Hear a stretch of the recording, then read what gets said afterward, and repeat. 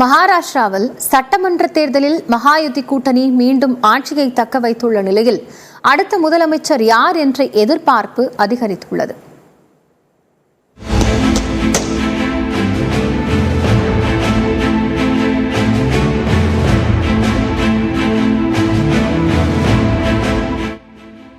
மகாராஷ்டிராவில் பாஜக ஏக்நாத் ஷிண்டே தலைமையிலான சிவசேனா, அஜித் பவார் தலைமையிலான தேசியவாத காங்கிரஸ் இணைந்த மகாயுதி கூட்டணி மீண்டும் ஆட்சியை தக்க வைத்துள்ளது.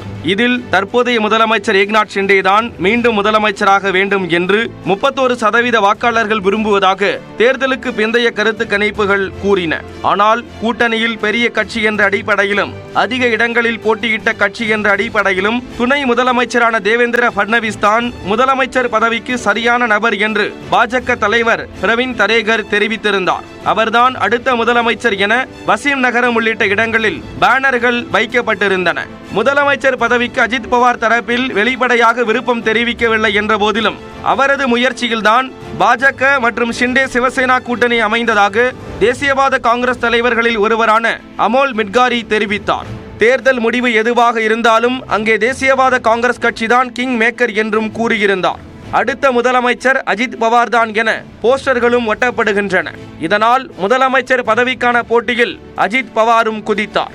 இந்த நிலையில் 3 கட்சிகளும் ஒன்றாக அமர்ந்து முதலமைச்சர் யார் என்பதை முடிவு செய்வோம் என்று சிவசேனா கட்சி தலைவர் ஏக்நாத் ஷிண்டே தெரிவித்தார். तीनों पार्टी बैठेंगे. हमारे वरिष्ठ जो है प्रधानमंत्री जी है,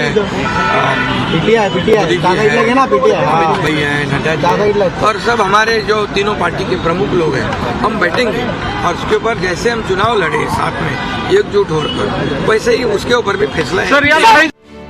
அதே சமயம் மகாயுதி கூட்டணியில் அதிகபட்சமான இடங்களை பாஜக கைப்பற்றியதால் தேவேந்திர பட்னவிஸிற்கு அதிக வாய்ப்பு உள்ளதாக பார்க்கப்படுகிறது.